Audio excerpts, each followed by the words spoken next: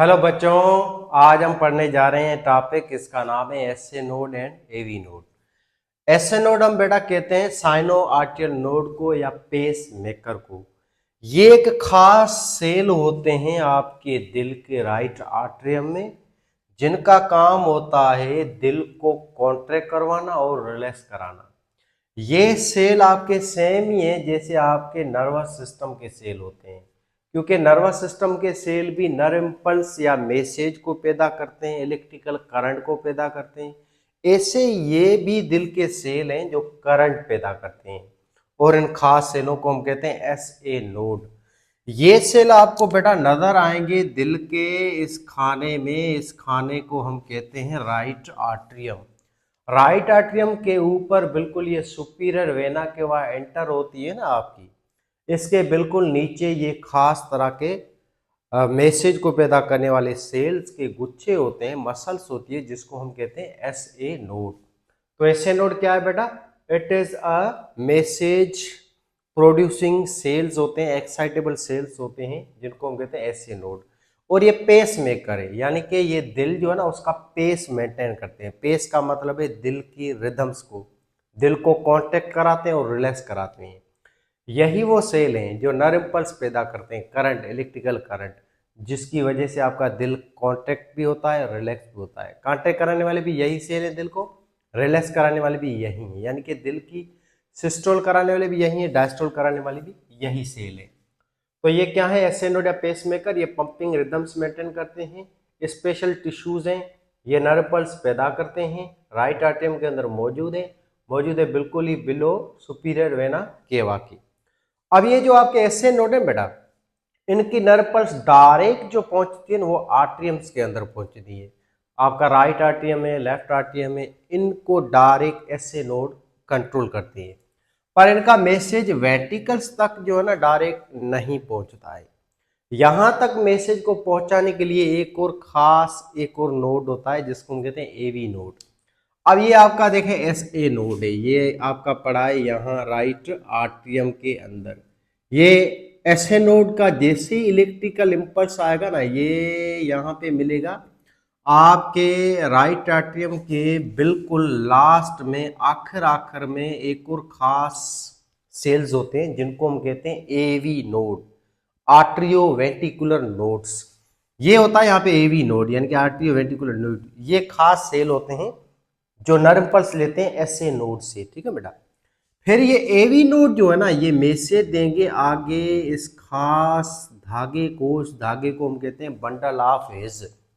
ये bundle of his ये धागा होता है, और ये धागा आपको नजर आएगा इस एक पर्दे के अंदर। इस पर्दे का नाम है इंटरवेंटिकुलर सेप्टम। इंटरवेंटिकुलर सेप्टम जो पर्दा होता है दो वेंट्रिकल्स के बीच में, इसके अंदर बंडल ऑफ हिज धागे होते हैं। ये धागे नर्व पल्स लेते हैं एवी नोड से, ठीक है बेटा। फिर एवी नोड से मैसेज आया बंडल ऑफ हिज में, फिर बंडल ऑफ हिज जो है ये मैसेज दे देंगे ये अंदर खास धागों को। ये अंदर खास धागे होते हैं आपके मायोकार्डियम जो लेयर है, ये वाल होती हैं आपके वेंट्रिकल्स की। वेंट्रिकल्स के अंदर ये लेयर है, इसका नाम है मायोकार्डियम।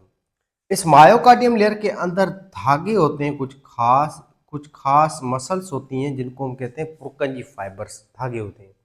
इन पुरकंजी फाइबर को ये मैसेज देंगे बंडल ऑफ हिज।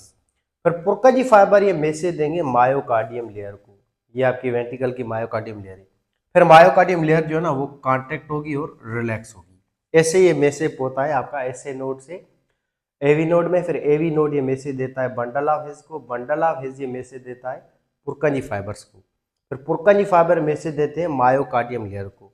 फिर ये मायोकार्डियम लेयर जो है ना वेंट्रिकल्स को यूं कॉन्ट्रैक्ट कराएगी, जिससे खून बाहर निकलेगा, फिर यूं रिलैक्स होगी।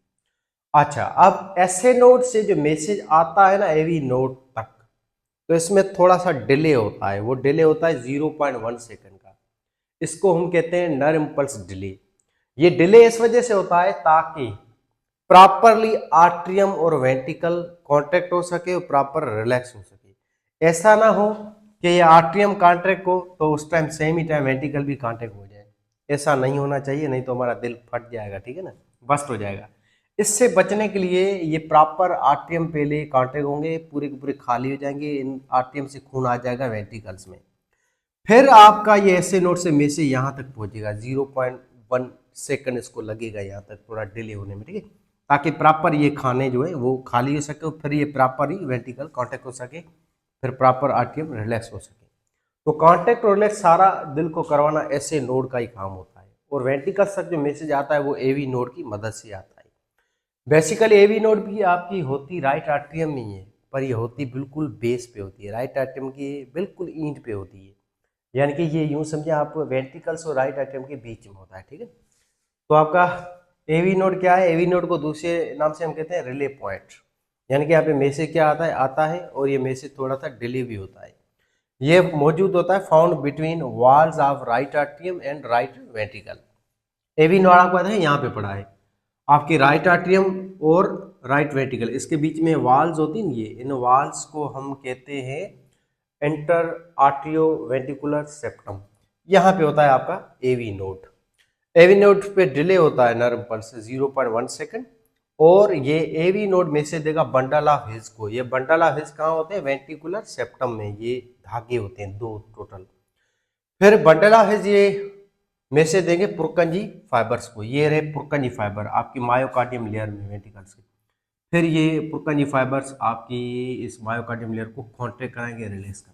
बस यही था ये topic, SA node and AV node. और इसी पीस मेकर का ही काम होता है, यानी कि पेस को मेंटेन करना, दिल को धड़काना 72 टाइम। कोई क्वेश्चन है, कंफ्यूजन है तो जरूर पूछिएगा। आपका टॉपिक ये यहीं तक ही था।